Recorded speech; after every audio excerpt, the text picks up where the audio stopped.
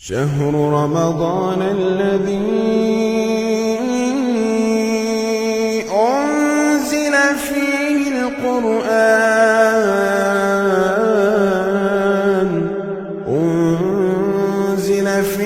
القرآن هدى للناس وبينات من الهدى والفرقان. السلام علیکم ورحمۃ اللہ وبرکاتہ.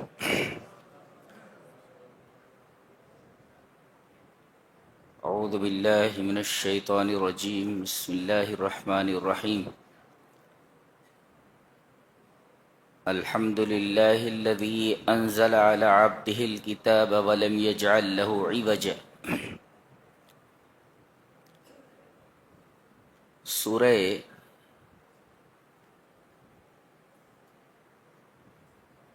کہف چل رہی ہے جو 16ویں پارے میں تھوڑی دور تک چلی گئی.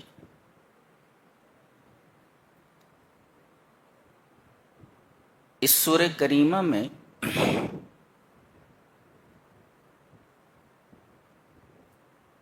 یہ بیان کیا گیا ہے کہ عام طور پر اللہ اپنے بندوں کو 4 چیزوں سے آزماتا ہے.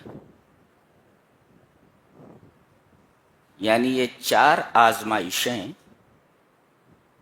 اس کے اوپر آتی ہیں.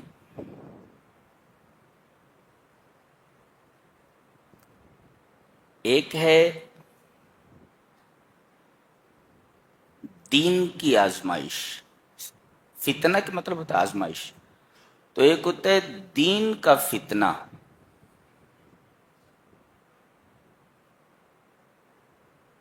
جس سے اصحاب کہف 2 ہوئے.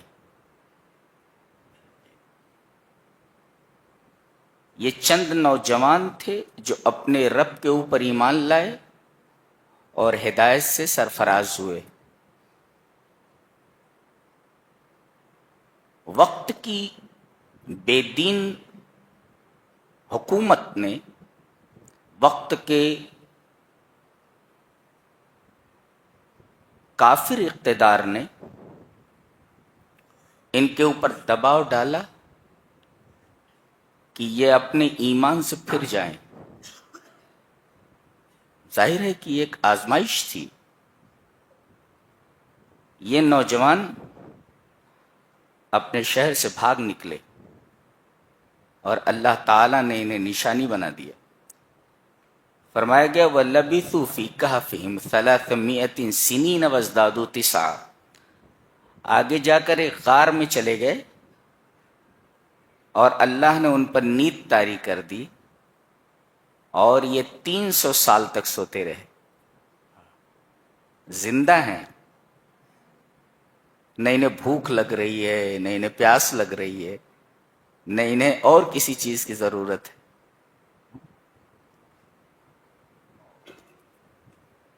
فرمایا گیا وَلَبِثُوا فِي كَهْفِهِمْ 300 سِنِينَ وَازْدَادُوا 9. یہ 300 سال تک سوتے رہے اور یہ زیادہ ہوئے 9 کے اعتبار سے. یعنی 300 اور اس پر 9 سال کا اضافہ. کیا مطلب ہے؟ مطلب یہ ہے جیسا کہ بعض لوگ اس آیت کریمہ سے استدلال کرتے ہوئے بتاتے ہیں کہ 300 سالوں میں شمسی اور قمری اوقات میں، سالوں میں 9 سال کا فرق ہوا. یعنی جو شمسی سال ہوتا ہے سورج کے اعتبار سے اور جو قمری سال ہوتا ہے چاند کے اعتبار سے، تو قمری اور شمسی اعتبار سے 300 سالوں میں 9 سال کا فرق ہوا.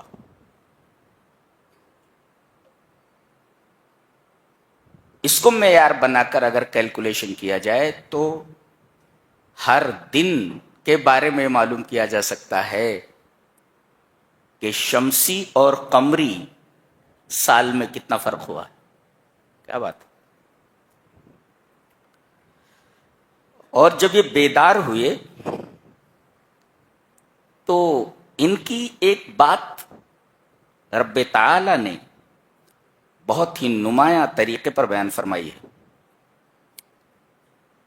300 سال تک سوتے رہے، پھر جب یہ اٹھے تو آپس میں باتیں کرنے لگے.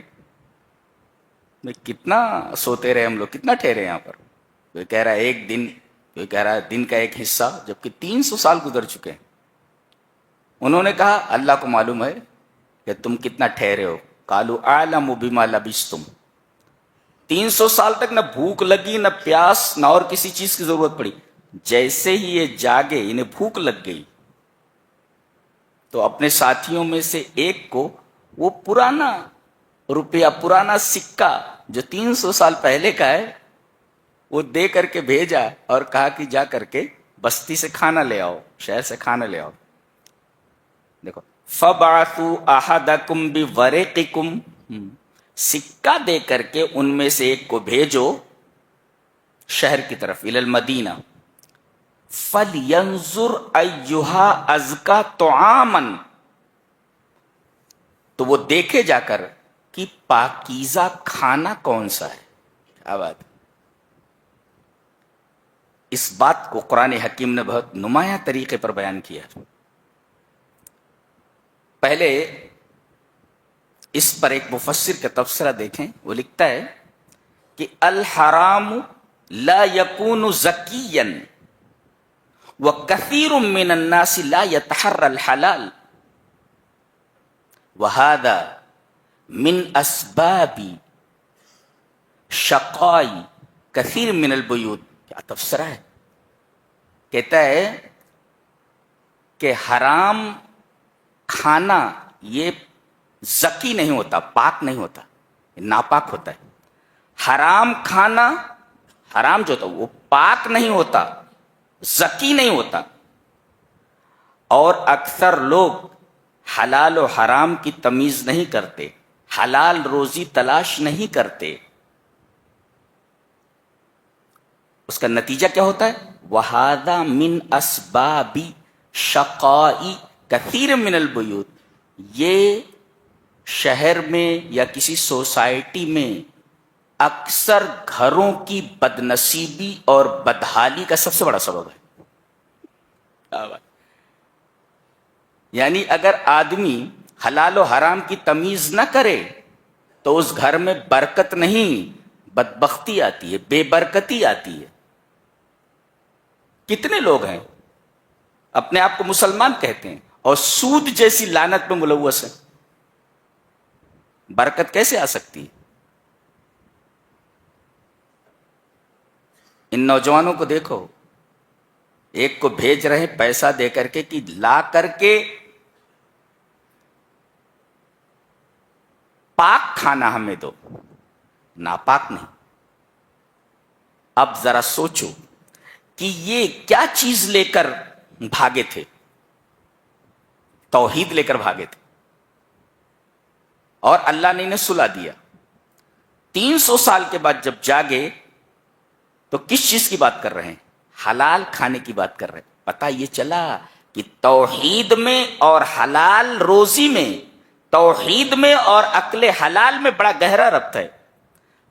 آدمی جتنا حلال کھائے گا اس کی توحید اتنی ہی زیادہ بلند ہوگی، اور جتنا حرام کھائے گا اس کی توحید اتنی ہی زیادہ خراب ہوگی اور اتنی ہی زیادہ پست ہوتی چلی جائے گی.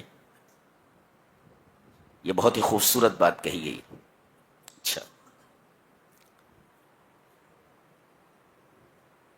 تو جب آدمی دین کے فتنے میں مبتلا ہو تو کیا کرے؟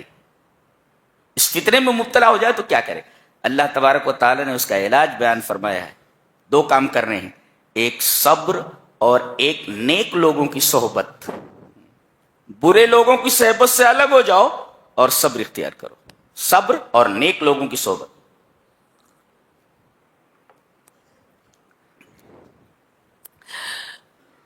سعدی ایک بہت بڑے فارسی شاعر گزرے ہیں، ان کی کتاب بچپن میں ہم لوگوں کو پڑھائی گئی ہے. اس میں یہ لکھا ہے کہ سعدی اپنے ایک دوست کے یہاں پہنچے اور کہا کہ مجھے نہانے کی ضرورت ہے. تو پہلے آج کل کے جدید طریقے والے صابن تو تھے نہیں، اس نے ایک خوشبودار مٹی لا کر دی. پہلے عورتیں بھی اسی مٹی سے نہاتی تھی، بالوں میں لگا لیتی جس سے جوئیں وغیرہ نکل جاتے تھے. اب تو طرح طرح کے صابن آ گئے. تو اس نے ایک خوشبودار مٹی لا کر کے دی کہ اسی سے نہا لو. لکھتے ہیں کہ گلے خوشبوئے در حمام روزے رسید از دست محبوب بدستم بدو گفتم کی مشکی یا عبیری کی از بوئے دلاوے دے تو مستم بگفتا من گلے ناچیز بودم ولیکن مدت باگل نشستم جمال ہم نشی در من اثر کرد وگرنہ من ہما خاکم کے ہستم. بہت پیاری بات کہی. کہہ رہے ہیں کہ ایک خوشبودار مٹی میرے دوست نے مجھے نہانے کے لیے دی، صابن کے طور پر استعمال کرنے کے لیے. اور میں حمام میں گیا تو مٹی مہک رہی تھی.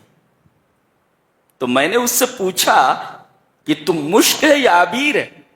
اس لیے کہ میں تیری دلاوے اس خوشبو سے مست ہو گیا ہوں. تو مٹی ہے اتنی خوشبودار ہے. تو بدو گفتم کی مشکی یا عبیری، میں نے اس سے پوچھا کہ تم مشک ہے یا عبیر ہے کہ میں تیری دلاوے اس خوشبو سے مست. تو اس نے کہا کہ میں ایک ناچیز مٹی تھی لیکن ایک مدت تک میں پھول کے ساتھ رہی ہوں. تو میرے ہم نشین کے جمال نے میرے اندر اثر کر دیا، ورنہ میں وہی مٹی کی مٹی ہوں، پھول کے ساتھ رہی ہوں. تو اچھی صحبت اختیار کرو. کسی لوہار کے پاس بیٹھو گے تو ایک تو کالا دھواں تمہاری ناک کے ذریعے پیٹ میں جائے گا، اور ہو سکتا ہے کہ تمہارے کپڑے جل جائیں کہ بھٹی سے چنگاریاں اٹھ رہی ہیں. لیکن اگر کسی خوشبو بیچنے والے عطار کے پاس بیٹھو گے تو اگرچہ تم خوشبو نہ خریدو مگر تمہیں اس کی خوشبو ملتی رہے گی. تو صحبت نیکاں اختیار کرو. بتایا گیا وَاصْبِرْ نَفْسَكَ مَعَ الَّذِينَ يَدْعُونَ رَبَّهُمْ بِالْغَدَاةِ وَالْعَشِيِّ يُرِيدُونَ وَجْهَهُ. تم صبر کرو اور ان لوگوں کے ساتھ رہو جو اپنے رب کو صبح و شام پکارتے ہیں اور اس کی رضا چاہتے ہیں، انہی کے ساتھ رہو. تو اگر آدمی دین کے فتنے میں مبتلا ہو تو علاج یہ ہے کہ وہ صبر کرے اور اچھے لوگوں کی صحبت اختیار کرے. یہ اور دوسرا فتنہ ہے مال کا فتنہ. مال کے فتنے کے تعلق سے یہاں ایک نوجوان کا واقعہ بیان کیا جا رہا ہے کہ ایک مومن نوجوان ہے جس کا دوست کافر ہے، اور اس کافر دوست کے 2 باغ ہیں انگوروں کے، اور باغ کے چاروں طرف کھجوروں کے درخت ہیں، اور بیچ میں جو جگہ خالی وہاں کھیتی ہو رہی ہے. وَكَانَ لَهُ ثَمَرٌ، اور یہ باغ دونوں کے دونوں بڑے پھل دیتے تھے. نوٹوں میں کھیل رہا تھا، رولنگ ان منی، بالکل نوٹوں میں کھیل رہا تھا. تو اس کا دوست اس سے ملنے کے لیے آیا، کہا کہ چل اپنا فارم ہاؤس دکھاتا ہوں، اپنا باغ دکھاتا ہوں. دکھایا. فقال لصاحبه وهو يحاوره انا اكثر منك مالا واعز نفرا. یہ کافر دوست اپنا باغ دکھاتے ہوئے اپنے مومن دوست سے کہتا ہے، وهو يحاوره، بات کرتے ہوئے، انا اکثر منك مالا واعز نفرا، میں مال کے اعتبار سے تجھ سے زیادہ ہوں، میرے پاس تجھ سے زیادہ مال ہے. واعز نفرا، اور میرے پاس لوگوں کی تعداد بہت ہے، نفری بہت ہے، کام کرنے والے بہت ہیں، میرے رشتہ دار بہت ہیں، بہت سے میرے بیٹے ہیں، نفر. اور باغ میں چلتے ہوئے داخل ہوتے کہنے لگا اپنے نفس پر ظلم کرتے ہوئے، قال ما اظن ان تبید هذه ابدا، میرا یہ باغ کبھی تباہ نہیں ہوگا. ٹھیک ہے، یہاں تک تو کہا اس نے. وما اظن یعنی میرا گمان یہ ہے کہ یہ باغ کبھی تباہ نہیں ہوا. اور وما اظن الساعة قائمة، اور میں سمجھتا ہوں کہ قیامت وامت کوئی چیز نہیں ہے، قیامت نہیں آنے والی ہے. دیکھو یہ دوسری بات، وما اظن الساعة قائمة، قیامت قائم ہونے والی ہی نہیں ہے. تیسری بات بڑی خطرناک ہے، وَلَئِن رُدِدتُّ إِلَىٰ رَبِّي، بفرض محال مان لو، سپوز اگر مرنے کے بعد زندگی ہوئی تو میں جب اپنے رب کی طرف لوٹ آیا جاؤں گا تو اس سے بہتر چیز مجھے وہاں ملنے والی ہے. لوگ یہ کہتے ہیں یہاں مل رہا ہے تو وہاں بھی ملنے والا ہے. مومن دوست کیا کہنے لگا، قال له صاحبه وهو يحاور اکفرت بالذی خلقک من تراب، ارے تو اپنے اس رب کا انکار کر رہا ہے جس نے تجھ کو مٹی سے پیدا کیا، خلقک من تراب ثم من نطفہ، پھر نطفے سے، ثم سواک رجلا، تجھے ایک معتدل اور بہترین نوجوان بنایا ہے. لیکن هو اللہ ربی، تم مان یا نہ مان، میرا اللہ ہی رب ہے اور میں اپنے رب کے ساتھ شرک نہیں کروں گا. ولا اشرک بربی احدا.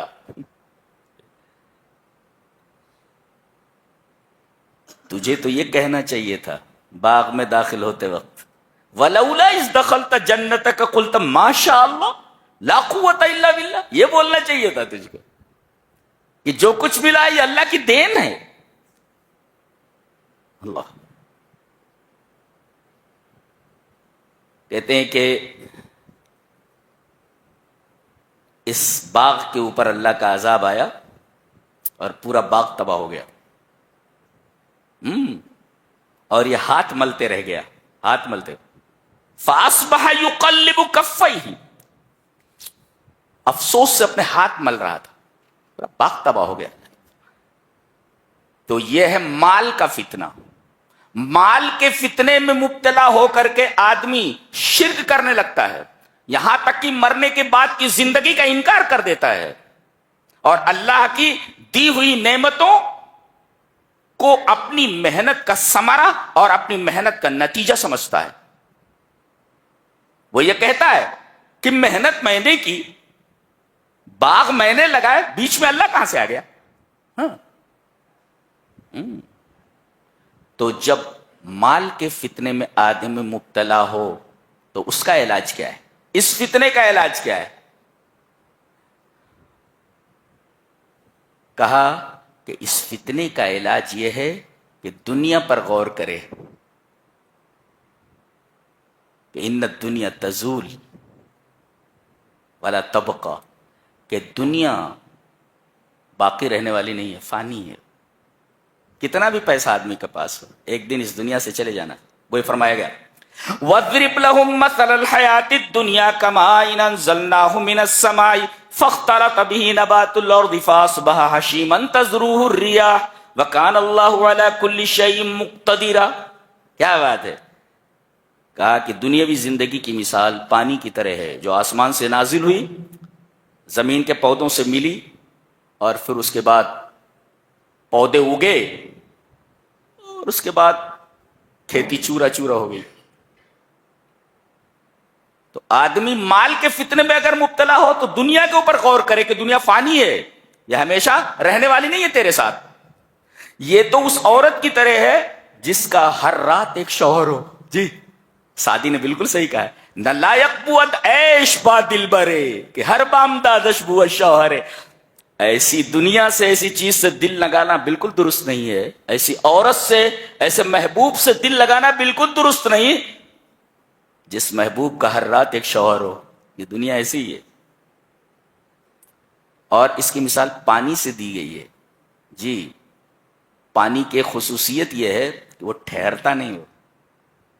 اگر کہیں ٹھہرا بھی رہے تو ہوا چلنے کی وجہ سے مستری ہوتا ہے، ایسے لہریں پیدا ہوتی رہتی ہیں. اور کسی نے سچ کہا ہے کہ یہ دنیا پانی کی طرح ہے اور تمہاری زندگی ایک کشتی کی طرح ہے. یہ تمہاری زندگی کی کشتی پانی کے اوپر چل رہی ہے.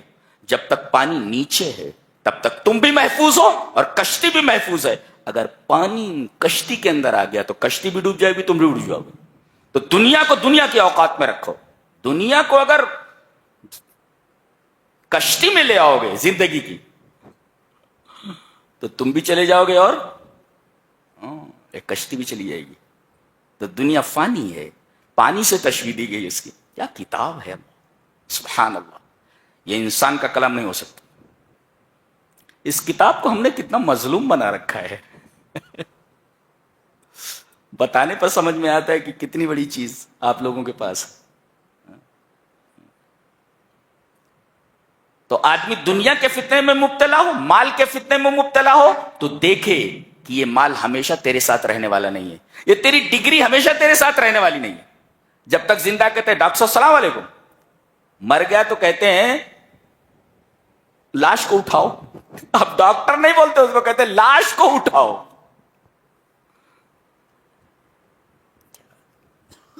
زندہ تو کہتے ہیں پروفیسر صاحب السلام علیکم. پروفیسر صاحب اسکول میں آئے کہ نہیں آئے؟ مر گئے کہنے لگے کہ اس لاش کو کب اٹھانے والے ہو، جنازہ کب اٹھایا جانے والا ہے. یہ نہیں کہتے پروفیسر صاحب کو کب اٹھانے والے ہو. پروفیسری ختم ہو گئی یہاں پہ، ڈاکٹری ختم ہو گئی یہاں پہ، انجینئرنگ ختم ہو گئی. اس پوائنٹ پر آنے کے بعد سب کچھ فنش ہو جاتا ہے اور ہم اسی کی طرف بڑھ رہے ہیں. The life is going to finish. کہانی ختم ہونے جا رہی ہے ہر ایک کی. جی وہاں تک پہنچنا. تو مال کے فتنے میں مبتلا ہو تو دنیا پر غور کرے، دنیا کی بے ثباتی پر. شیلے کی نظم میں نے پڑھی تھی، کہتا ہے the flower that smiles today tomorrow dies, all that we wish to stay comes and does fly. کیا بولتے؟ چلیے اس کو ایک آیت کریمہ کے تناظر میں دیکھیں گے اس کو. جی اور پھر تیسرا فتنہ ہے علم کا فتنہ. جیسے حضرت موسیٰ علیہ السلام نے ایک دفعہ تقریر فرمائی تو ایک آدمی نے کہا کہ آپ دنیا کے سب سے بڑے عالم ہیں، عالم اہل الارض، دنیا کے سب سے بڑے عالم ہیں. کہا کہ ہاں. اللہ کو ان کی یہ ادا پسند نہیں آئی. کہا کہ رخت صبر باندھو، میرا ایک بندہ مجمع البحرین پر رہتا ہے، دو دریاؤں کے سنگم پر. ملو پتہ چلے گا کہ علم کسے کہتے ہیں. اپنے ایک ساتھی غالباً یوشع ابن نون ہے، ساتھ میں لے کر کے چلے اور کہا کہ پتہ کیسے لگے گا کہ وہ ملیں گے کہاں؟ کہا کہ زنبیل میں تلی ہوئی مچھلی لے لو، یہ مچھلی تمہیں بتا دے گی کہ تمہیں ملنا کہاں ہے. چلے. فلما بلغا مجمع بینہما نسیا حوتہما فاتخذ سبیلہ فی البحر سربا. وہ زنبیل وانوں رکھا تھا، وہ تلی ہوئی مچھلی نکل کر کے پانی میں چلی گئی. کیا بات ہے، تلی ہوئی مچھلی نکل کر پانی میں چلی گئی. ہمارا رب کیسا ہے اللہ، تلی ہوئی مچھلی کو زندہ کر کے پانی میں بھیج دیتا ہے. سبحان اللہ. اللہ تیری عظمت کے قربان، تیری ربوبیت کے قربان، تیری رحمت کے قربان. کیسا ہمارا رب ہے. تلی ہوئی مچھلی نکل کر کے دریا میں چلی گئی.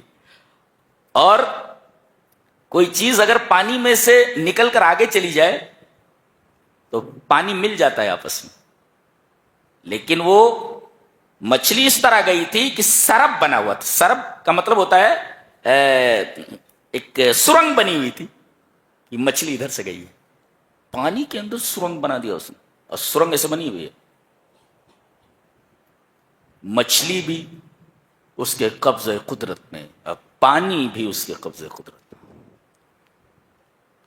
پھر آگے نکل گئے تھے، فلما جاوزا، آگے نکل گئے، قال لی فتاہ، اپنے ساتھی سے کہا، آتنا غدان، وہ ناشتہ لاؤ، غدا مینس ناشتہ، بریک فاسٹ، وہ کھانا لاؤ، کھانا، لقد لقینا من سفرنا هذا نصبا، ارے بہت تھک گئے اس سفر سے بھائی، لاؤ کھانا کھا لیتے۔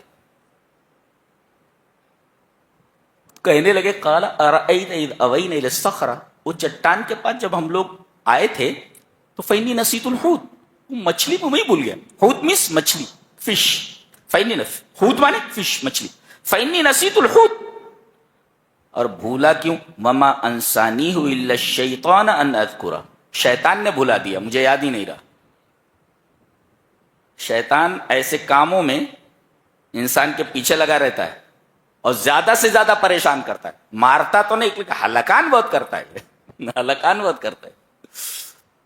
اور پہنچے واپس، لوٹے، دیکھا، فرتد علی آثارہما قصصا، اسی راستے پر دوبارہ پیچھے لوٹے، دیکھا کہ مچھلی اسی طرف سے گئی ہے، دیکھا ایک صاحب ہے، السلام علیکم، وعلیکم السلام، ملے، یہ حضرت خضر ہیں۔ پھر کہنے لگے، میں آپ سے پڑھنے کے لیے آیا ہوں۔ بولے، میرے ساتھ رہ کر صبر نہیں کر سکتے؟ پتہ یہ چلا کہ آدمی تعلیم جب حاصل کرے تو بنیادی چیز اس کے لیے صبر ہے، صبر اور استقامت۔ ایک آئی اے ایس کی تیاری کرنے والے بچے کو کتنی محنت کرنی پڑتی ہے، ایک ایم بی بی ایس کے طالب علم کو پریپیئر ہونے کے لیے کتنی تکلیفوں سے گزرنا پڑتا۔ میرے بارے میں کہا جاتا ہے کہ میں ایک آئی ایس آفیسر لڑکے سے زیادہ محنت کرتا ہوں، زیادہ پڑھتا ہوں، ان سے زیادہ پڑھتا ہوں، میں کتابیں پڑھتا ہوں، بہت کم سوتا ہوں، عادت ہے میری، کتاب میری زندگی ہے، مجھے نیند نہیں آتی، کوئی کتاب اگر مل جائے ختم کے بغیر نہیں رکھتا میں، یہ عادت ہے۔ کہا کہ صبر نہیں کر سکتے میرے ساتھ، اور میرے ساتھ رہنے کے لیے صبر لازم ہے۔ قال ستجدنی ان شاء اللہ صابرا ولا اعصی لک امرا، حضرت موسیٰ علیہ السلام کہہ رہے ہیں، انشاءاللہ آپ مجھے صابر پائیں گے اور میں آپ کے کسی حکم کی نافرمانی نہیں کروں گا۔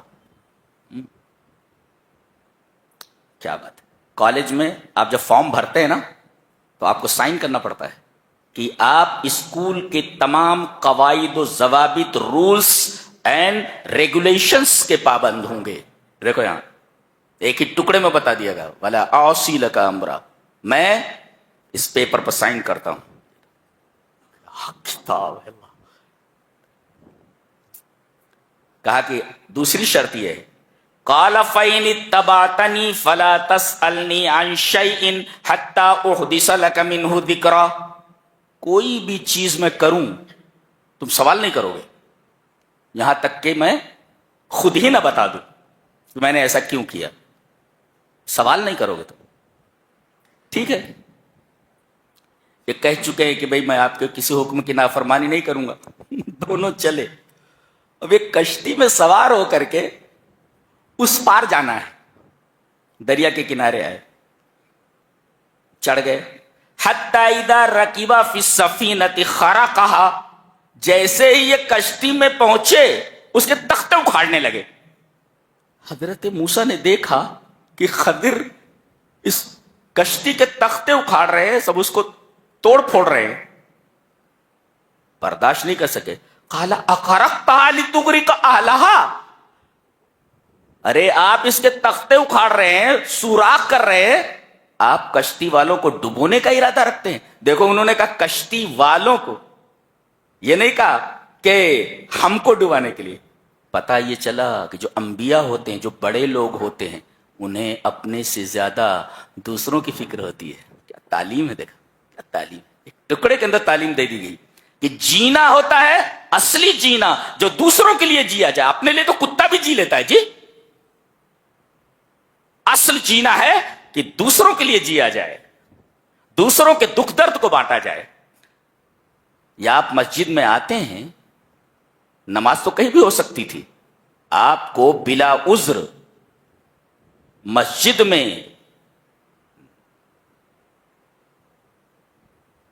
آنے پر وعید کیوں سنائی گئی کہ بلا عذر آپ مسجد میں نہیں آ رہے؟ جی، اس وجہ سے کہ آپ دیکھیں کہ میرا کون سا بھائی پریشان ہے، کس کو کیا تکلیف ہے. اگر آپ اس تکلیف کو دور کر سکتے ہیں آپ دور کریں، اس لیے آپ کو جمع کیا جاتا ہے، ورنہ یہ عبادت تو کہیں بھی ہو سکتی تھی. آپ دیکھیں امام کو کیا تکلیف ہے، مؤذن کو کیا تکلیف ہے، کوئی بیمار ہے نماز میں شامل ہے اس کو کیا تکلیف ہے، آپ کے پڑوسی کو کیا تکلیف ہے، چاہے وہ مسلم ہو یا غیر مسلم ہو. تو اصل جینا ہے دوسروں کے لیے جینا، ورنہ اپنے لیے تو کتا بھی جی لیتا ہے. دیکھو انہوں نے یہ نہیں کہا کہ ہم کو ڈبونے کا ارادہ ہے، کہہ رہے ہیں کہ کشتی والوں کو آپ ڈبو دیں گے ایسا لگتا ہے. بعض لوگوں نے اس کی تفسیر یہ کی ہے کہ انبیاء کو اپنے سے زیادہ دوسروں کی فکر ہوتی ہے، اور انبیاء جتنے بڑے لوگ ہوتے ہیں ان کی یہی عادت ہوتی ہے، اپنے سے زیادہ دوسروں کی فکر ہوتی ہے. بڑے عظیم لوگ ہوتے ہیں، بہت عظیم الشان ہوتے ہیں. لقد جئت شيئا امرا، آپ نے بہت برا کام کیا. بولے قال الم اقل انك لن تستطيع معي صبرا، میں نے بولا تھا نا کہ تم صبر نہیں کر سکو گے. ابھی وعدہ کیے تو بولوں گا نہیں، سوال کر بیٹھے تم. پتہ یہ چلا کہ جو نبی ہوتا ہے، نبی اگر کوئی منکر کام دیکھتا ہے تو اعتراض کے بغیر نہیں رہتا. غلط ہے تو غلط ہے، وعدہ کرنے کے بعد بھی انہوں نے کہہ دیا آپ نے غلط کام کیا. اچھا، اس کے بعد معافی مانگ رہے ہیں. قال اللہ تواخذنی بما نسیت، بھول گیا، بھولے سے ایسا ہو گیا، بما نسیت بھول گیا میں، تو مجھے مواخذہ مت کیجیے. کہا ٹھیک ہے. فانطلقا، کشتی سے اتر کر کے آگے بڑھے.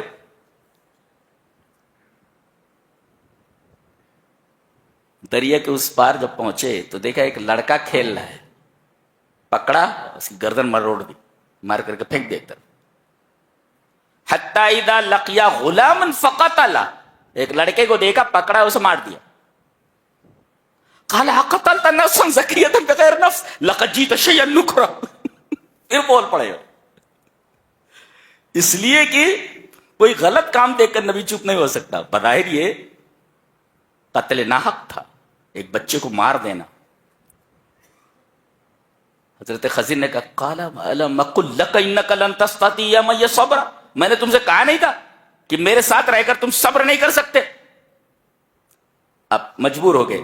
قال ان سالتك عن شيء بعدها فلا تصاحبني، اگر اس کے بعد میں نے سوال کیا کسی چیز پر تو آپ مجھے اپنے سے الگ کر دیجئے. فانطلقا، چلے. حتی اذا اتیا اہل قریۃ استطعما، ایک بستی میں پہنچے، بھوکے تھے بیچارے. بستی والوں سے کہا کہ بھئی کھانا دے دو. ضرورت پڑنے پر انسان کہیں بھی جا کر کے کھانا مانگ سکتا ہے. انہوں نے کھانا مانگا. بستی والے اتنے بخیل تھے، بعض لوگ ایسے ہوتے ہیں چمڑی چلی جائے مگر دمڑی نہ جائے. ہاں، یہ ایسے ہی تھے. فَأَبَوْا أَن يُضَيِّفُوهُمَا، انہوں نے ان کو مہمان بنانے سے انکار کر دیا کہ مہمان نہیں بناتے. اچھا، بہرحال بیچارے بھوکے سوئے ہوئے تھے. گاؤں میں سے نکل کر انہیں دوسری طرف جانا تھا. گاؤں میں جیسے کہ دیکھا کہ ایک دیوار گرا چاہتی ہے، a wall ready to collapse.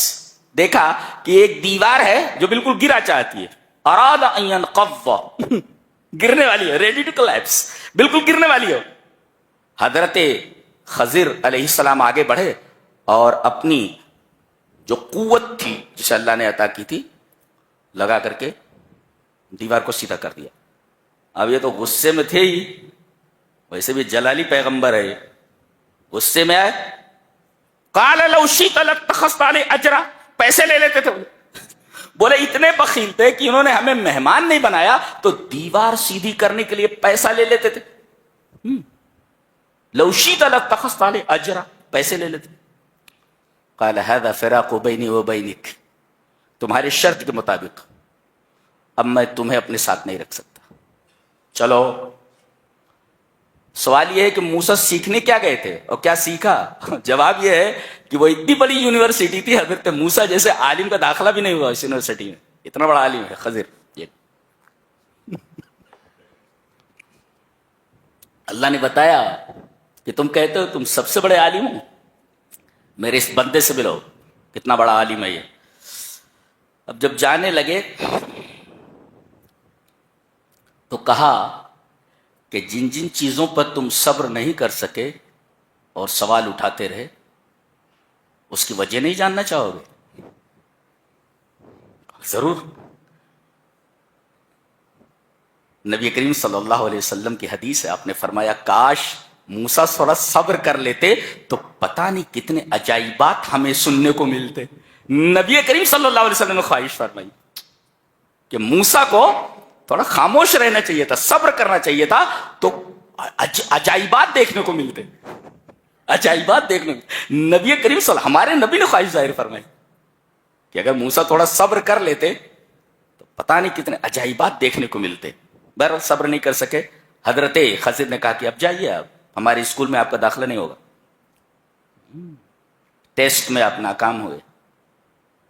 جو آپ کا ٹیسٹ لیا گیا ہے داخلے کے لیے، اس ٹیسٹ میں آپ ناکام ہو چکے ہیں، ٹیسٹ میں فیل ہو چکے ہیں آپ، جائیے. لیکن جن چیزوں پر تم صبر نہیں کر سکے اس کا جواب نہیں سنو گے.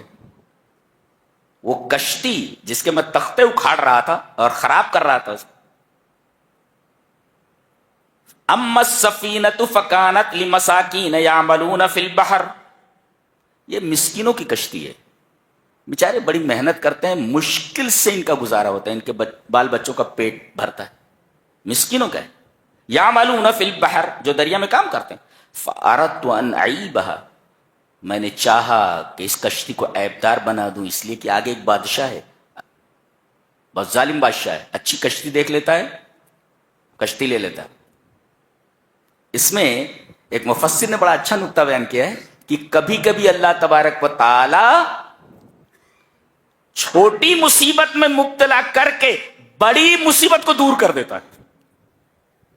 یہ دیکھو یہاں تختے توڑنے کی بات تھی، یہاں تو پوری کشتی ہاتھ سے چلی جاتی تھی.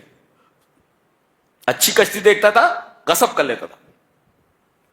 اس وجہ سے میں نے وہ کشتی کے تختے یا اس میں ہم نے خرق کیا.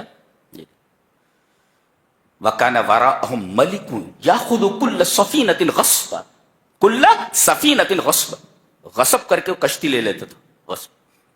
وَأَمَّا الْغُلَامُ، بچے کی جس کی میں نے گردن مروڑی ہے، فَكَانَ أَبَوَاهُ مُؤْمِنَيْنِ، اس بچے کے ماں باپ مومن ایمان والے ہیں. فَخَشِينَا أَن يُرْهِقَهُمَا طُغْيَانًا وَكُفْرًا، یہ اپنے ماں باپ کو آگے چل کر کے کہیں طغیان اور کفر میں نہ مبتلا کر دے، اپنے ماں باپ کے ایمان کے لیے خطرہ بن جائے. اللہ، یعنی ایمان ایسی قیمتی شے ہے کہ جان دی جا سکتی ہے، ایمان نہیں دینا چاہیے. جان چلی جائے کوئی پرواہ نہیں، ایمان ہاتھ سے نہیں جانا چاہیے. دیکھیں یہاں پر فَأَرَدْنَا أَن يُبْدِلَهُمَا رَبُّهُمَا خَيْرًا مِّنْهُ زَكَاةً وَأَقْرَبَ رُحْمًا. وہ بچہ تو مر گیا، حضرت خضر فرما رہے ہیں ان مومن ماں باپ کو اس سے اچھا بدلہ اللہ دینے والا ہے، بہترین اولاد دینے والا. یہ تو نافرمان اولاد ہے جو اپنے ماں باپ کے ایمان کے لیے خطرہ بن سکتی تھی. اللہ نیک اولاد دینے والا ہے ان کا. تو کبھی کبھی کوئی چیز اللہ لے لے تو ذہن میں بات رکھو کہ اس سے اچھی چیز دینے کا ارادہ فرمایا ہے اس نے. فَأَرَدْنَا أَن يُبْدِلَهُمَا رَبُّهُمَا خَيْرًا مِّنْهُ زَكَاةً وَأَقْرَبَ رُحْمًا. اس وجہ سے میں نے اس کو مارا کہ اپنے ماں باپ کے ایمان کے لیے خطرہ نہ بن جائے، اس لیے کہ ماں باپ اس کے مومن ہیں. اور یہ دیوار جو میں نے سیدھی کی، وَأَمَّا الْجِدَارُ فَكَانَ لِغُلَامَيْنِ يَتِيمَيْنِ فِي الْمَدِينَةِ، اس شہر کے اندر یہ گھر جس کی یہ دیوار تھی جس کو میں نے سیدھا کیا، یہ دو یتیم بچوں کی ہے اور اس کے نیچے خزانہ گڑا ہوا ہے. وَكَانَ أَبُوهُمَا صَالِحًا، ان کا باپ نیک تھا.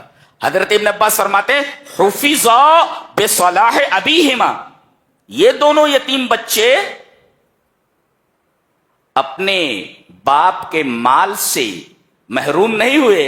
حضرت خضر کے ذریعے وہ مال اللہ نے بچا دیا, کیونکہ ان دونوں یتیم بچوں کا باپ نیک تھا. پتہ یہ چلا کہ نیکیاں نسلوں میں متوارث ہوتی ہیں. باپ نیک ہو تو باپ کی نیکی کا فائدہ بچوں کو ملتا ہے, اور باپ برا ہو تو اس کی برائی کا نقصان بچوں کو بھگتنا پڑتا ہے. یہ قاعدہ ہے. یہ ہم لوگ اپنے بچوں کے لیے بینک بیلنس بنانے کے چکر میں ہیں. تم اچھے بنو, اللہ تبارک و تعالیٰ خود تمہارے بچوں کے لیے بینک بیلنس تیار کر دے گا.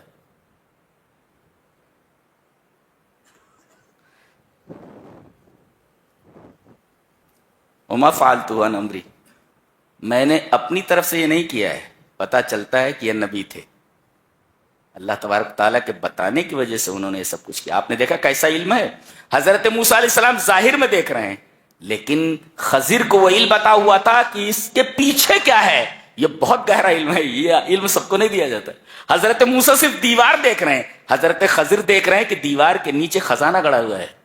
کیسی نگاہ ہے, کیسا علم ہے. دیکھنے تو یہ علم ہے. تو علم کا فتنہ اگر آئے اور آدمی علم کے فتنے میں مبتلا ہو تو اسے تواضع اور عاجزی اختیار کرنی چاہیے. جتنا بڑا عالم ہو اتنا اس کے اندر تواضع ہو, اتنی خاکساری ہو.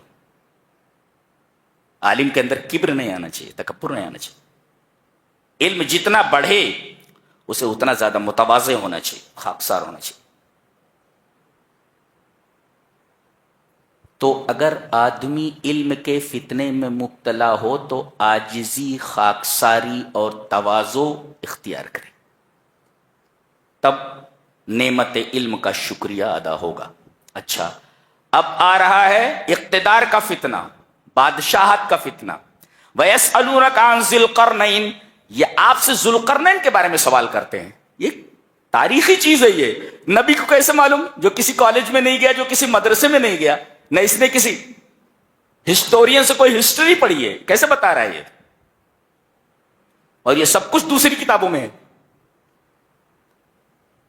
وَيَسْأَلُونَكَ عَنْ ذِي الْقَرْنَيْنِ, ذوالقرنین کے بارے میں سوال کرتے ہیں. بتایا گیا یہ ذوالقرنین ایک بادشاہ تھا جس کو کیخسرو یا خورس کہتے. خورس کچھ بھی نام رہا ہوگا, یہ اس کا لقب ہے. یہ ذوالقرنین.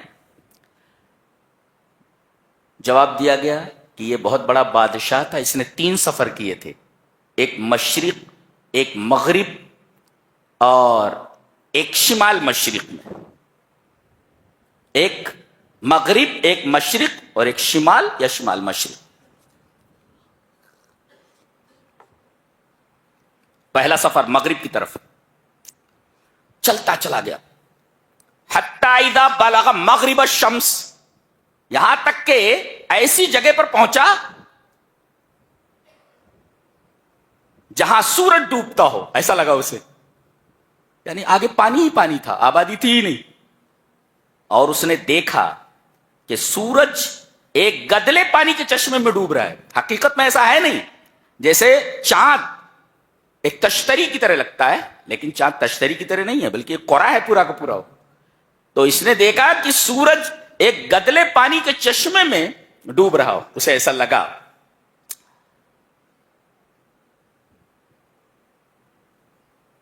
وہاں ان لوگوں سے کہا کہ دیکھو یہاں مل جل کر کے رہو, ایک دوسرے پر کوئی ظلم نہیں کرے گا, اور توحید کو اپنی زندگی میں لاؤ, اس لیے کہ سب سے بڑا ظلم شرک ہے. قلنا یا ذا القرنین اما ان تعذب و اما ان تتخذ فیہم حسنا قال اما من ظلم فسوف نعذبه, جو بھی ظلم کرے گا اس کو سزا دوں گا. تو یہ مغرب کا سفر ہے. یہ ایسا سیاح ہے جو مغرب میں چلتا چلا گیا اور وہاں جا کر رکا کہ آگے پانی ہی پانی تھا, کوئی آبادی نہیں تھی. اس جگہ کون سی آبادی تھی؟ چند لوگ تھے وہاں جو کوئی شریعت اور کوئی عقیدہ ان کے پاس نہیں تھا, آپس میں لڑتے بھیڑتے رہتے تھے, ظلم کرتے رہتے تھے ایک دوسرے پر. اس نے ڈانٹا ان کو, کہا کہ مل کر کے رہو اور ایک دوسرے پر کوئی ظلم نہ کرے. اور وَأَمَّا مَنْ آمَنَ وَعَمِلَ صَالِحًا فَلَهُ جَزَاءً الْحُسْنَى, ایمان قبول کر لو عمل صالح کرو، اچھے بن کر کے رہو، یہ ان کو بتایا اسے. اور پھر دوسرا سفر اس کا ہوا مشرق کی طرف. حتی اذا بلغ مطلع الشمس، یہ تو پہلا سفر تھا جہاں سورج ڈوبتا ہے وہاں تک پہنچا. اور دوسرا سفر جہاں سورج نکلتا ہے، ایسا لگتا ہے جیسے نکل رہا ہوں یہاں سے، وہاں پہنچا. تو دیکھا کہ وہاں پر ایک ایسی قوم رہ رہی ہے جو گھر نہیں بناتی، ان کے اور سورج کے درمیان کوئی چیز حائل نہیں ہو رہی، کوئی پردہ نہیں ہے. ہو سکتا ہے ننگے رہے ہوں، بہت ساری جگہوں پر لوگ ننگے رہتے، مرد اور سب ننگے رہتے، ننگے تھے. ان کے اندر کوئی تہذیب و تمدن نہیں تھا، کوئی سویلائزیشن نہیں تھا ان کے پاس. پھر اس کے بعد یہ شمال کی طرف روانہ ہوا اور ایسی جگہ پر پہنچا جہاں ایک درہ تھا.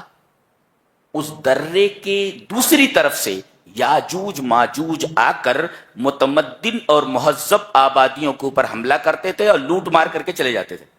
یہ وہاں پہنچا تو لوگوں نے اس سے ریکویسٹ کی، کہا کہ اس درے کو بند کر دیجیے آپ، تاکہ یاجوج ماجوج کے فتنے سے ہم محفوظ ہو جائیں.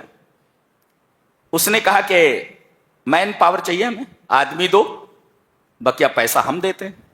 ایک سد تیار کی اس نے، اور پھر ایسی سد تھی کہ یاجوج ماجوج اس پر چڑھ بھی نہیں سکتے، اس کو توڑ بھی نہیں سکتے، تو سوراخ بھی نہیں کر سکتے. یاجوج ماجوج کون ہے پتہ نہیں، اس لیے کہ اللہ تبارک و تعالی کی بیان کردہ بعض باتیں اپنے ظہور میں وقت کی منتظر ہیں. جب ظاہر ہوگا تو پتہ چل جائے گا اچھا یہ یاجوج ماجوج. ابھی قیاس آرائی نہیں کی جا سکتی کہ روس والوں کو یاجوج ماجوج کہا جاتا ہے یا کہیں پہ ہے، کیا کہیں پر ہیں یہ جی، اپنے وقت پر ظاہر ہو جائیں گے. پتہ چل، ہم نہیں تو ہماری نسلیں دیکھ لیں گی کون ہے. تو قرآن حکیم کے بعض بیان کردہ واقعے اپنے ظہور میں وقت کے منتظر ہیں. وقت جب آئے گا تو پتہ چل جائے گا کہ یہ کون ہے اور کہاں رہتے تو کدھر سے نکلیں گے یہ. بہرحال وہ درے کو اس نے بند کر دیا. یہ بادشاہ تھا. آدمی کو اللہ جب بادشاہت دے، اقتدار دے، تو اسے کیا کرنا چاہیے؟ اقتدار کے فتنے سے محفوظ رہنے کے لیے کیا کرے؟ اس نے کہا رحمت من ربی، اس نے کہا کہ یہ میرے رب کی طرف سے رحمت ہے. یہ میرے رب کی طرف سے رحمت ہے، یہ جو اللہ تبارک تعالی نے مجھے عطا کیا ہے. تو آدمی کو جب اللہ اقتدار دے تو اقتدار کو اللہ کی رحمت سمجھے، اور رحمت سمجھتے ہوئے لوگوں کی خیر خواہی دن رات کرتا رہے. اس کا یہ کام ہے. جب یہ رحمت ہے تو لوگوں پر رحم کرے، لوگوں کی خیر خواہی کرے. آج تو ووٹ مل جاتا ہے، اس کے بعد نظر ہی نہیں آتے کہاں گئے چرے، کہاں گئے جی. تو اقتدار میں آدمی جب آ جائے تو اسے اللہ کی طرف سے رحمت سمجھنا چاہیے کہ اقتدار اللہ کی رحمت ہے اور ہمیں لوگوں کے اوپر رحم کرنا چاہیے. آگے سورہ مریم،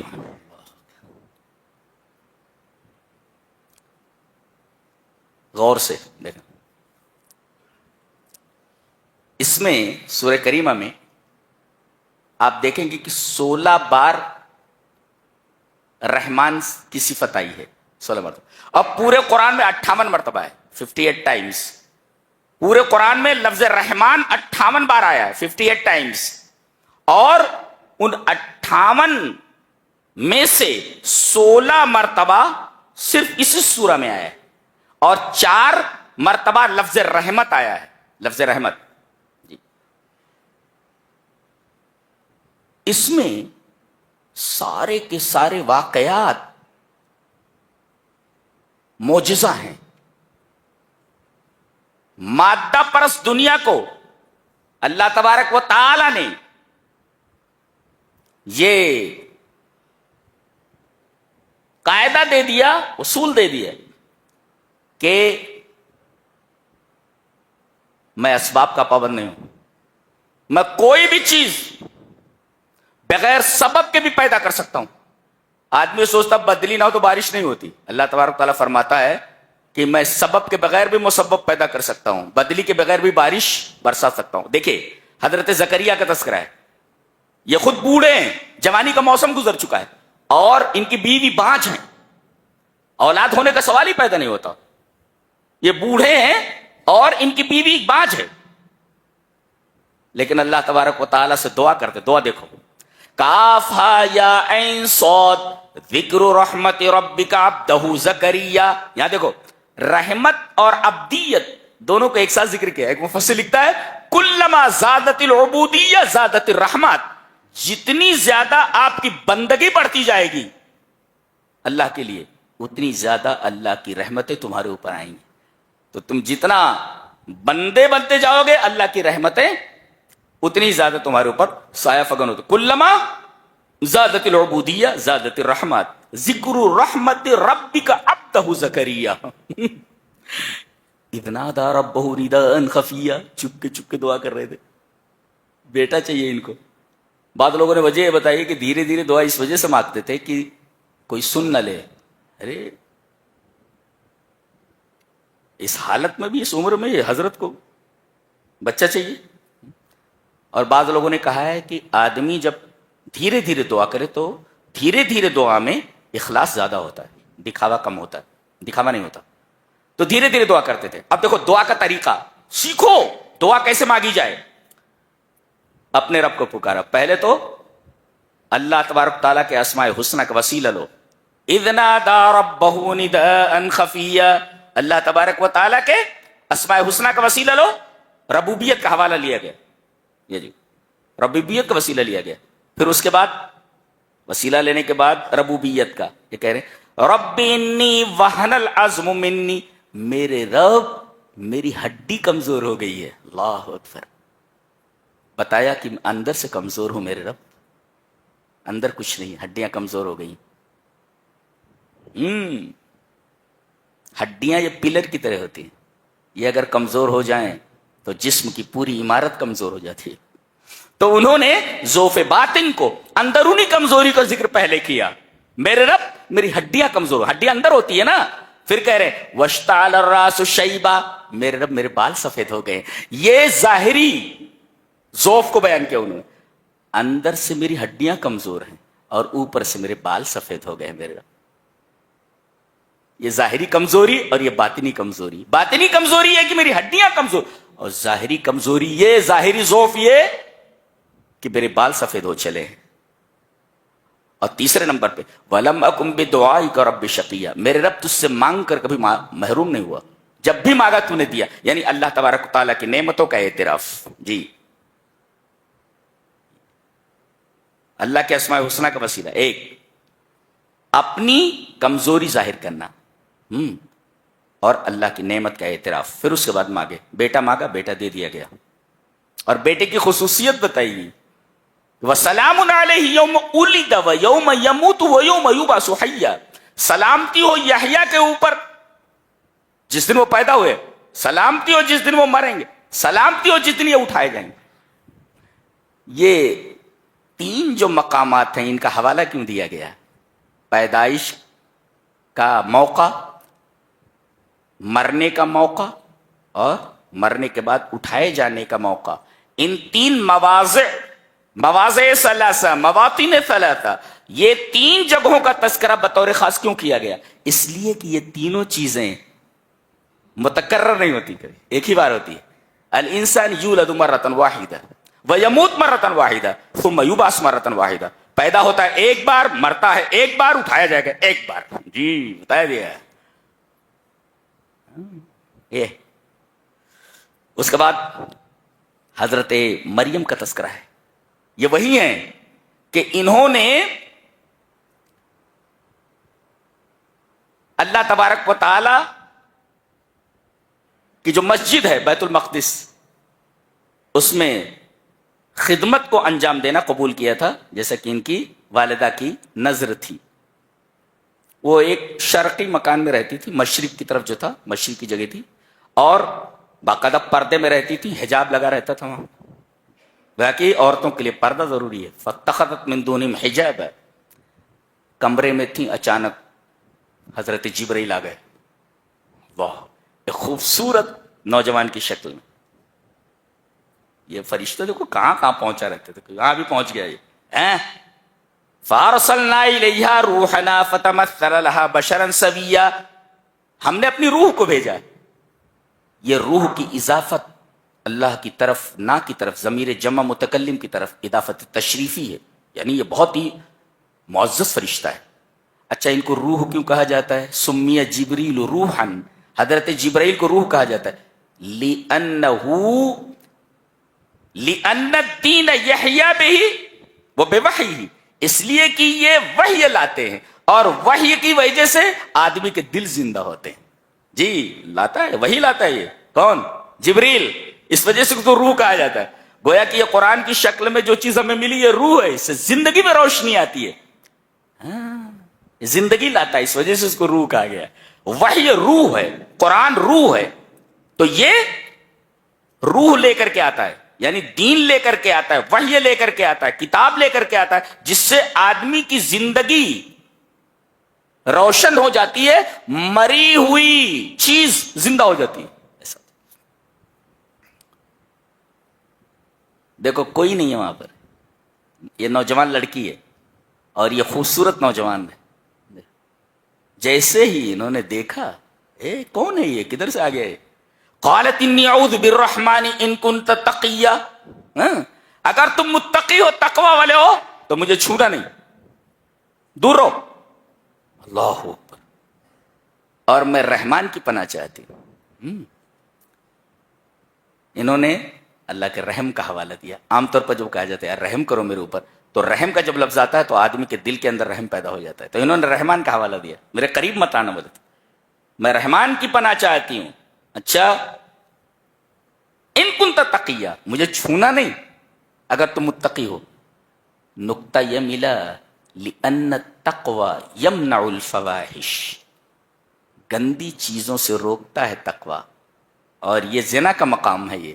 جی لیکن تقوی ایسی چیز ہے جو فواحش سے روکتا ہے. اور یہ رمضان جو ہے یہ ہمارے اندر تقوی پیدا کرنے کے لیے آیا ہے، لعلکم تتقون.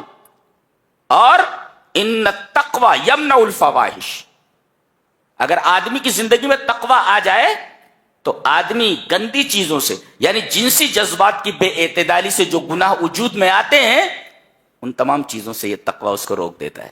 اس وجہ سے تقوی کا حوالہ دیا گیا، تقوی کا حوالہ دیا. کہا کہ گھبراؤ نہیں، میں اللہ کی طرف سے بھیجا ہوا پیغمبر وہ ہوں، فرشتہ ہوں، اور میں تمہیں بچہ دینا چاہتا ہوں اللہ کے حکم سے. کہا کہ بچہ؟ قالت انا یکون لی غلام ولم یمسسنی بشر، میری شادی ہی نہیں ہوئی، مجھے کسی انسان نے چھوا ہی نہیں، بچہ کیسے ہوگا؟ قال کذالک، ایسے ہی ہوگا، اور تیرے رب کے اوپر یہ آسان ہے. بغیر ماں باپ کے آدم کو پیدا کر سکتا ہے، تو صرف یہاں مرد نہیں ہے، عورت تو ہے نا. اللہ تبارک تعالیٰ کے لیے آسان ہے یہ. اچھا حاملہ ہو گئی، وہ ان کے گریبان میں انہوں نے پھونک مارا اور وہ حاملہ ہو گئی. اللہ اکبر. اب یہ پریشان ہو گئی جب حمل ٹھہر گیا، بولے میری شادی نہیں ہوئی، میں قوم کے پاس جاؤں گی کیسے؟ کہتے ہیں کہ 8 میل بھاگی چلی گئیں. جب ڈیلیوری کا ٹائم آیا اور ایسے مقام پر پہنچی، ایسی جگہ جس کو بیت الحم کہا جاتا ہے، جس کا تذکرہ عیسائی کتابوں میں بھی موجود ہے، بیت الحم پہنچی، 8 میل ہے وہاں سے. وہیں پر یہ بچہ ہوا.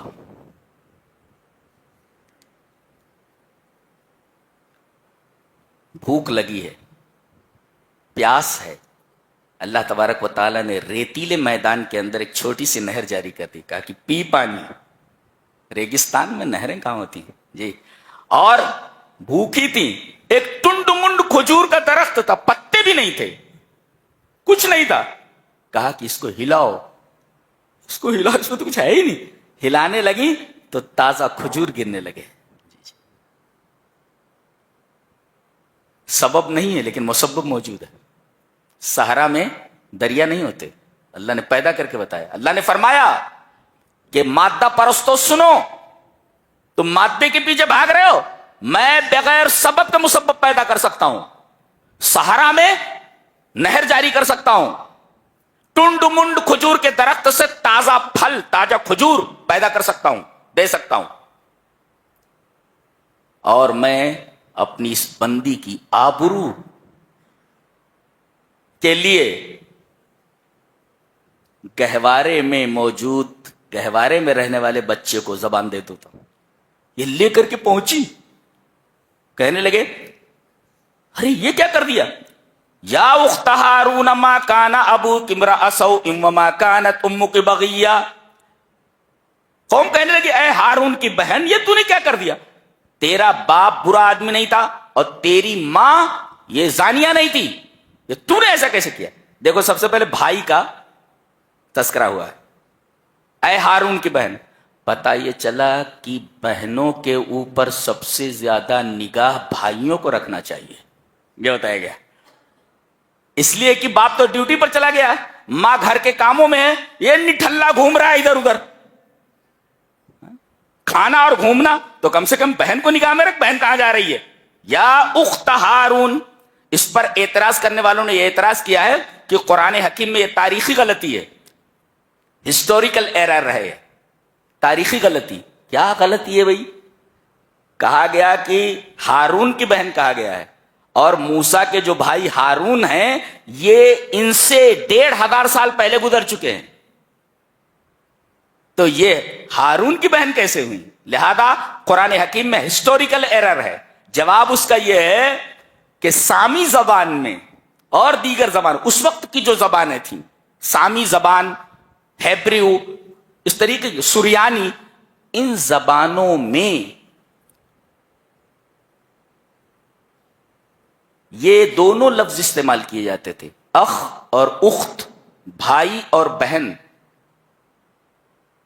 ایسی بہنوں اور ایسے بھائیوں کے لیے جن کو کسی قبیلے کی طرف منسوب کرنا ہو یا جن کو کسی معزز ہستی سے منسوب کرنا ہو. مثلا ان کے خاندان میں، ان کے قبیلے میں کئی سال پہلے کوئی بزرگ آدمی تھا، کوئی اچھا آدمی تھا، تو کہہ دیتے تھے کہ وہ اس کا بھائی ہے، یہ اس کا بیٹا ہے، اس کی بہن ہے. یہ تعبیر عام تھی اس زبان میں. تو حضرت مریم یہ یقیناً حضرت موسیٰ اور حضرت ہارون کے خاندان سے ہیں، لہذا اس وقت کے ماحول کے مطابق، طریقے کے مطابق ان کو کہہ دیا گیا کہ ہارون کی بہن ہے. لہذا ہسٹوریکل ایرر نہیں ہے، اس کی دلیل بھی قرآن میں موجود ہے. وَإِلَىٰ عَادٍ أَخَاهُمْ هُودًا. عاد کی طرف ہم نے ہود کو بھیجا. دیکھو پوری قوم کو ہود کا بھائی کہا گیا ہے، تو پوری قوم ان کی سگی، ان کے سگے بھائی اور سگی بہنیں تھی خطان میں. تو ایسے جو سگے بھائی نہیں ہوتے، نسبتی جو بھائی ہوتے یا کسی قبیلے کی طرف ان کا انتساب کیا جائے تو ان کی طرف بھی بہن اور بھائی کی نسبت کی جا سکتی ہے. یہ وہی ہے. کہا کہ یہ تو نے کیا کر ڈالا؟ فاشارت الیہ، نے اشارہ کیا. قالوا کیف نکلم من کان فی المہد صبیا. ہم بچے سے کیسے بات کر سکتے ہیں؟ بچہ بولتا تھوڑی ہے، یہ تو چھوٹا بچہ ہے، یہ کیسے ہم سے بات کرے گا؟ اب یہ کہہ ہی رہے تھے قال انی عبد اللہ، چھوٹے بچے ہیں، وہ گود میں ابھی پیدا ہوئے. کہا کہ میں اللہ کا بندہ ہوں. دیکھو سب سے پہلے حضرت عیسیٰ علیہ السلام کی زبان سے جو جملہ نکلا وہ یہ تھا کہ میں اللہ کا بندہ ہوں، سن آف گاڈ نہیں ہوں، میں سن آف گاڈ نہیں ہوں، میں اللہ کا بندہ ہوں. میں قرآن حکیم نے حضرت عیسیٰ علیہ السلام کا صحیح مقام بتایا ہے کہ آپ کا مقام کیا ہے، کہ آپ اللہ کے بندے ہیں اور بغیر باپ کے پیدا ہوئے ہیں. سب سے پہلے یہاں سوچنا ہی چاہیے کہ سب سے پہلے یہ کہنا چاہیے تھا بچے کو کہ میری ماں عفیفہ ہے، پاک دامن ہے، لہذا اسے کچھ مت کہو. لیکن ماں کے اوپر لگائے ہوئے الزام کو پہلے دور نہیں کیا انہوں نے. سب سے پہلے انہوں نے توحید کی دعوت دی، کہا کہ میں اللہ کا بندہ ہوں. کہیں یہ نہ سمجھ لو کہ میں اللہ کا بیٹا ہوں. جی اللہ کا بیٹا ہوں. پتہ ہی چلا کہ اللہ کا حق پہلے ہے، بندوں کا حق بعد میں. اور اللہ کا سب سے بڑا حق ہے کہ آدمی توحید کو اختیار کرے، اس کے ساتھ کسی کو شریک نہ کرے. گہوارے میں بولا ہے یہ نبی، جی قال انی عبد اللہ، میں اللہ کا بندہ ہوں. یہ حضرت عیسیٰ علیہ السلام ہے.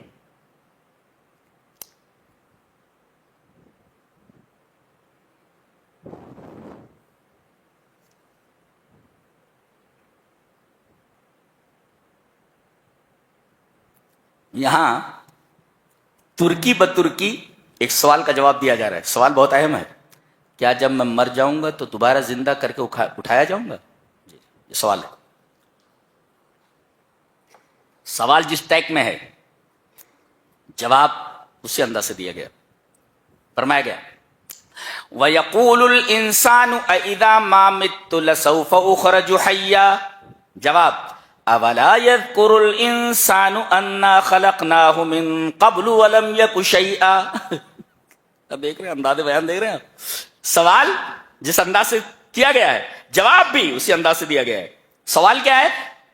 وَيَقُولُ الْإِنسَانُ انسان یہ بولتا ہے أَإِذَا مَا مِتُّ جب میں مر جاؤں گا تو لَسَوْفَ أُخْرَجُ حَيًّا تو میں کیا بعد میں اٹھایا جاؤں گا؟ یہ سوال ہے. جواب أَوَلَا يَذْكُرُ الْإِنسَانُ أَنَّا خَلَقْنَاهُ مِن قَبْلُ وَلَمْ يَكُ شَيْئًا. اس اعتراض کرنے والے انسان کو معلوم نہیں کہ ہم نے اس کو پیدا کیا جبکہ وہ کچھ نہیں تھا. تو نتھنگ سے ہم نے سم تھنگ کیا, اب ہم اس کو نتھنگ کرتے تو دوبارہ سم تھنگ کیوں نہیں کر سکتے؟ اس لیے کہ پہلی چیز بنانا مشکل ہوتی ہے, بنا کر کے اگر بگڑ جائے تو دوبارہ اس کو بنانا آسان ہوتا ہے. کیا لیکن انداز کتنا پیارا ہے. دیکھیں یہ باس بعد الموت کی دلیل دی گئی ہے. جس انداز کا سوال ہے اسی انداز سے جواب ہے. وَيَقُولُ الْإِنسَانُ أَإِذَا مَا مِتُّ لَسَوْفَ أُخْرَجُ حَيًّا. سوال جواب أَوَلَا يَذْكُرُ الْإِنسَانُ أَنَّا خَلَقْنَاهُ مِن قَبْلُ وَلَمْ يَكُ شَيْئًا. کیا پیارا انداز ہے بات کرنے کا. سبحان اللہ, کمال کی کتاب, کمال کی کتاب. اس کے بعد سورہ طٰہٰ ہے. سورہ طٰہٰ کے بارے میں یہ جان لیں کہ اللہ تبارک تعالیٰ نے ارشاد فرمایا وَإِن تَجْهَرْ بِالْقَوْلِ اگر تم زور سے بولو. کتنی بڑی بات کہی گئی. کروڑوں لوگ, دنیا کے تمام لوگ ایک جگہ جمع ہو کر کے اگر بولنے لگیں تو موبائل کام کرنا بند کر دیتا ہے. سارے لوگ جمع ہو جائیں تو فریکوینسی متاثر ہو جاتی ہے. اللہ فرماتا ہے دنیا کے سارے لوگ ایک ساتھ جتنی بھی زبان میں کچھ کہنا چاہیں, تمام کی باتیں سمجھتا ہوں سنتا ہوں بولتا ہوں ایک ساتھ آوازیں ایک دوسرے میں مکس نہیں ہوتی. میرے نزدیک کیا علم ہے, کیا قدرت ہے اللہ. وَإِن تَجْهَرْ بِالْقَوْلِ زور سے بولو. زور سے آدمی بولتا ہے, لاکھوں لوگ ایک ساتھ بولنے لگے, سمجھ میں نہیں آتا کون کیا بول رہا ہے. اللہ فرماتا ہے ہمیں معلوم ہے تم کیا بول رہے ہو اور کون کیا بول رہا ہے. اور یہ تو چھوڑو, تو زور سے بول رہے ہو. فَإِنَّهُ يَعْلَمُ السِّرَّ وَأَخْفَى. سر کا مطلب یہ ہے کہ آدمی بولے تو ایک آدمی سنے. ایک آدمی سن رہا ہو, رب فرما رہا ہے میں یہ بھی جانتا ہوں اس ایک آدمی سے کیا کہہ رہے ہو. اور وَأَخْفَى اور میں اس بات کو بھی جانتا ہوں جو تم اپنے سے کرتے ہو. دوسرے کسی سے کرتے ہو, کیا بات کرتے ہو مجھے معلوم ہے. یہاں تک کہ تم اپنے سے بات کرتے ہو, کوئی دوسرا نہیں سن رہا, تب بھی میں جانتا ہوں تم اپنے سے کیا بات کر رہے ہو. کمال علم ہے اللہ, کمال علم ہے.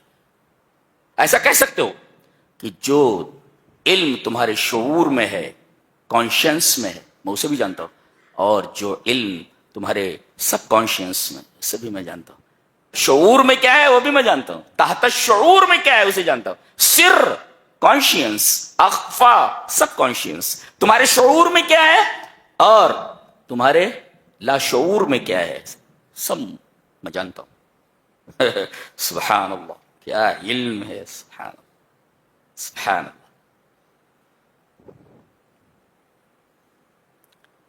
ایک نقطہ بڑا پیارا ہے یہاں پہ. اللہ تبارک تعالیٰ حکم دے رہا ہے موسیٰ کو اور ہارون کو, فرعون کے پاس جاؤ اور اسے میرا پیغام پہنچاؤ, شاید وہ نصیحت حاصل کر لے. یہی ابن معاذ کے پاس ایک آدمی آیا اور اس نے یہی آیت تلاوت کی. جی فقولا له قولا لینا لعلہ یتذکر او یخشی، فرعون کے پاس تم دونوں جاؤ اور اس سے نرم انداز میں میرا پیغام سناؤ. یہی ابن معاذ کہتے ہیں کہ ایک آدمی نے یہی آیت تلاوت کی، کہنے لگے اے میرے رب، ھذا رفقک بمن یقول ما علمت لکم من الہ غیرہ، میرے رب تیری نرمی تیری مہربانی ایسے آدمی کے اوپر جو کہتا ہے کہ میں اپنے علاوہ کسی کو معبود جانتا ہی نہیں، کہتا ہے کہ میں ہی معبود ہوں، انا الالہ. تو اے اللہ تیری مہربانی اس شخص پر ایسی ہے جو کہتا ہے میں اللہ ہوں، تو تیری مہربانی اس شخص پر کیسی ہوگی جو کہتا ہو کہ لا الہ الا اللہ. کتنی پیاری بات کہی. میرے رب تیری مہربانی ایسے شخص پر جو کہتا ہو انا اللہ، میں اللہ ہوں، تو اس آدمی پر تیری مہربانی کیسی ہوگی جو کہتا ہو لا الہ الا اللہ. جی کہنے لگے کہ یہ تیری مہربانی ایسے آدمی کے اوپر ہے جو کہتا تھا انا ربکم الاعلی، میں تمہارا سب سے بڑا رب ہوں، تو تیری مہربانی اس شخص پر کتنی ہوگی جو سجدے میں جا کر کہتا ہو سبحان ربی الاعلی. اللہ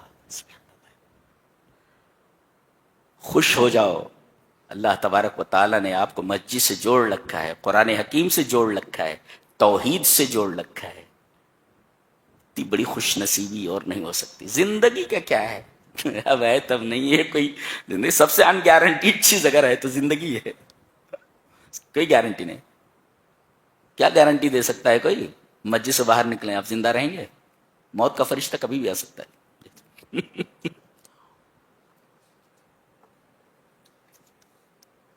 کیا بات ہے، زندگی بنانے والی کتاب ہے یہ، زندگی بنا دیتی. اس کے بعد سامری کا تذکرہ. سامری جب موسیٰ علیہ السلام بنی اسرائیل کو لے کر کے نکلے اور دریا کے اس پار ہو گئے اور فرعون اپنے لشکر کے ساتھ ڈوب گیا، تو بنی اسرائیل کے ساتھ ساتھ یہ سامری نام کا آدمی یہ بھی ساتھ ہو لیا. در حقیقت یہ منافق تھا، جی منافق تھا. اور یہ ایک قبیلہ سامرا کا رہنے والا تھا، قبیلے کا نام تھا سامرا، اس وجہ سامری کہا جاتا. یا ایک بستی کا نام سامرا تھا، اس کی طرف منسوب ہو کر کے اس کو سامری کہا جاتا. قبیلے کا نام تھا سامرا، اس وجہ سے اسے سامری کہا جاتا. یا گاؤں کا نام سامرا تھا، جیسے کرنولی، تو ایسے سامرا گاؤں تھا، سامری کہا جاتا. یہ منافق تھا. حضرت موسیٰ علیہ السلام جب کوہ طور پر اللہ نے بلایا تورات دینے کے لیے، اس کو موقع مل گیا. حضرت ہارون علیہ السلام منع کرتے رہے، لیکن اس نے تمام زیورات جمع کر کے، کہتے ہیں کہ یہ زیورات بنی اسرائیل نے فرعونیوں سے ادھار لیے تھے اور بھاگتے ہوئے دے نہیں پائے تھے، تو کہہ رہے تھے کہ یہ جو ہے ہمارے لیے جائز نہیں ہے. لہذا اس بدماش نے وہ سارے زیورات جمع کر لیے اور ان کو پگھلا کر کے ایک بچڑا بنایا، اس طریقے سے کہ بچڑے کے منہ میں سے ہوا جاتی اور اس کے بعد جب باہر نکلتی تو خوار، یعنی جیسے بیل کی آواز ہوتی ہے، اس سے نکلتی تھی. اور کہنے لگا اے بنی اسرائیل، یہ تمہارا معبود ہے اور موسیٰ کے بھی معبود یہی ہے. یہ تمہارا بھی معبود ہے، موسیٰ کے بھی معبود ہے.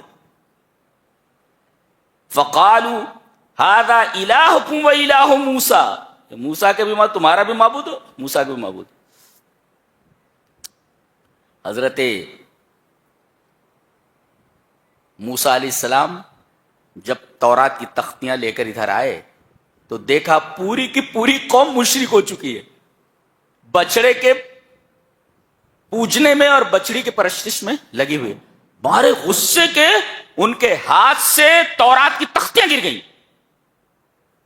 شرک کو دیکھ کر کے حضرت موسیٰ علیہ السلام جلال میں آ گئے اور پہلے تو اپنے بھائی کی داڑھی پکڑ لی، ہارون کی. بیچارے قال یا ابن ام لا تاخذ بلحیتی ولا براسی، سر کے بال پکڑ لی اور داڑھی پکڑ لی. کہنے لگے اے میری ماں کے بیٹے، چلیے، یہ بھائی نہیں بول رہے، اے میرے بھائی مجھے چھوڑ دے، اے میری ماں کے بیٹے. ایسا ہوتا ہے, ماں کا حوالہ دے دو تو آدمی ٹھہر جاتا ہے, آدمی رک جاتا ہے. امی کا حوالہ آ گیا, یبن اماں, اے میری ماں کے بیٹے. انہوں کیا کہنے چاہیے, بھیا مجھے چھوڑ دو. اے میری ماں کے بیٹے کہہ رہے, ماں کا حوالہ دے رہے, مجھے چھوڑ دو. میں نے سنبھالنا چاہا ہے, سنبھلے نہیں ہے. کہاں ہے وہ, بلاؤ اس کو. آیا, قال فما خطبک یا سامری, کیا جال بوال ہے تیرا یہ سب, کیا پھیلا رکھا ہے تو نے یہ سب. اما بتاتا ہوں تجھے. کہا کہ یہ جو تیرا بچڑا ہے سونے کا بنا ہوا, اس کو تو میں پہلے جلاتا ہوں اور جلا کر کے اس کے دریا میں پھینک دیتا ہوں, ایک. اور دنیا میں تیری جو سزا ہوگی وہ یہ ہے کہ تو آبادی میں رہ ہی نہیں سکتا. اگر تجھے کوئی چھو دے تو چھونے والا بھی بخار میں مبتلا ہو جائے گا اور تو بھی بخار میں مبتلا ہو جائے. لہذا یہ بھاگ کر جنگل میں چلا گیا اور وہیں ادھر ادھر گھومتا رہتا تھا اور گھومتے گھومتے مر گیا وہ. کچھ لوگ آتے اسے چھونے کے لیے تو بھاگتا تھا, لا میساس, don't touch me, touch me not, touch me not, لا میساس, مجھے چھونا نہیں. اس لیے کہ جو چھوتا وہ بھی بخار میں مبتلا ہو جاتا اور یہ بھی بخار میں مبتلا ہو جاتا. تو اس مشرک کی زندگی تڑپ تڑپ کر کے گزری ہے. اور جہاں تک اس بچڑے کی بات تھی, حضرت موسیٰ علیہ السلام نے کہا وانظر الی الہک الذی ظلت علیہ عاکفا, جس کا اعتکاف کیے بیٹھے تیرے اپنے معبود کی, میں کیا کرتا ہوں, لنحرقنہ, اسے جلا دے. اس میں بھی معجزہ ہے. سونا جلتا نہیں ہے کبھی, سونا جلتا نہیں ہے, اور گرم کرنے کے بعد اس کا وزن بھی کم نہیں ہوتا. یہاں جلا دیا گیا, ہاں سونا جلتا نہیں ہے. اور اسے ریزہ کر کے, ریزہ ہوتا ہی نہیں ہو جلانے سے, اور نہ اس کی قیمت گھٹتی ہے نہ اس کا وزن گھٹتا ہے جلانے کے بعد. یہ عجیب و غریب میٹل ہے یہ. اللہ, ثم لننسفنہ فی الیم نسفا, پھر دریا میں پھینک دیتا ہوں ریزہ کر کے, راکھ بنا کر کے. راکھ ہوتا ہی نہیں, راکھ بنا کر کے اسے میں دریا میں پھینک دوں گا. ارے سونا راکھ بنتا ہی نہیں جلانے کے بعد, اس کا وزن کم نہیں ہوتا. معجزے کا ظہور ہوا, اور وہ بھی ایسے گھومتا گھامتا وہ مر گیا.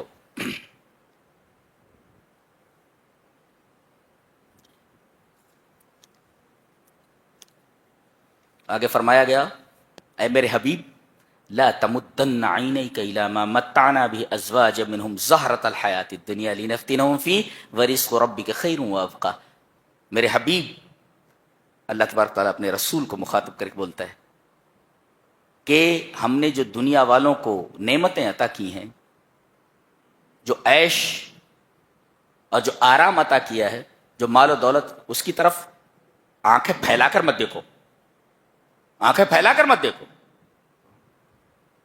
اس لیے کہ یہ جو دیا گیا ہے ان کو, یہ آزمائش ہے ان کے لیے. اس آزمائش میں پورے نہیں اترے تو یہ مال و دولت, یہ تعیش ان کے لیے فتنہ ہے, آزمائش ہے, یہ جہنم میں جانے والے ہیں. اور کہا نعمتوں کو کہ یہ زہرا ہے. زہرا مانے پھول. اللہ, اور پھول کے بارے میں آپ کو معلوم ہے, وہی میں کہنے جا رہا تھا جو شیلے نے کہا ہے. کیا کہتا ہے, the flower that smiles today tomorrow dies, all that we wish to stay comes and does fly. یعنی یہ پھول, the flower that blooms and then fades away. یہ پھول جو ہوتا ہے نا, اس کی زندگی کیا ہوتی ہے, کھلتا ہے اور اس کے بعد مرجھا جاتا ہے اور گر جاتا ہے. تو دنیا اس نبات, شبہ اللہ بالنبات الذی یظہر ویذبل ثم یزول. اللہ تبارک و تعالی نے دنیا کی زندگی کو پھول سے تشبیہ دی ہے. پھول یہ کھلتا ہے, یظہر ویذبل ثم یذبل, پھر وہ مرجھا جاتا ہے, ثم یزول, then disappears, then withers and disappears. تو ایسی چیز کے پیچھے کیوں پڑے ہوئے ہو جس کا یہ حال ہو, جس کا یہ حال ہو, جو کھلے اور مرجھا کر گر جائے. ایسی زندگی ہے دنیا کی. آگے فرمایا گیا وَأَمُرْ أَهْلَكَ بِالصَّلَاةِ وَاصْطَبِرْ عَلَيْهَا, اپنے اہل و عیال کو نماز کا حکم دیتے رہو, وَاصْطَبِرْ عَلَيْهَا, اور اس کے اوپر ثابت قدم رہو، صبر کرو. لا نسألک رزقا نحن نرزقک والعاقبۃ للتقوی. ہم تم سے رزق نہیں مانگ رہے، ہم تم کو رزق دیتے ہیں اور انجام تقوی ہے. دیکھو یہ تو سمجھ میں آیا. وَأَمُرْ أَهْلَكَ بِالصَّلَاةِ، اپنے اہل و عیال کو، بیوی کو، بچے کو، بیٹی کو، بیٹے کو، سب کو نماز کا حکم دو. دیکھ نماز، اور یہی نہیں وَاصْطَبِرْ عَلَيْهَا، پابندی کے ساتھ ادا کرو. یہ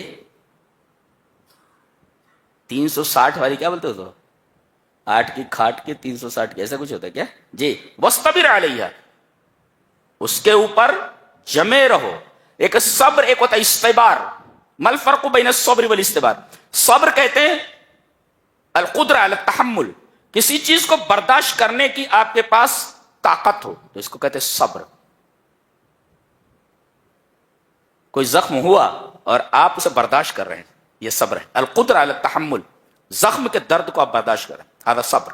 استبار کسے کہتے ہیں؟ استبار کہتے ہیں کہ اتنا صبر کے میدان میں آپ آگے بڑھ جائیں حتی یصبح سجیتا، یہاں تک کہ وہ سیکنڈ نیچر بن جائے، آپ کا فطرت ثانیہ بن جائے.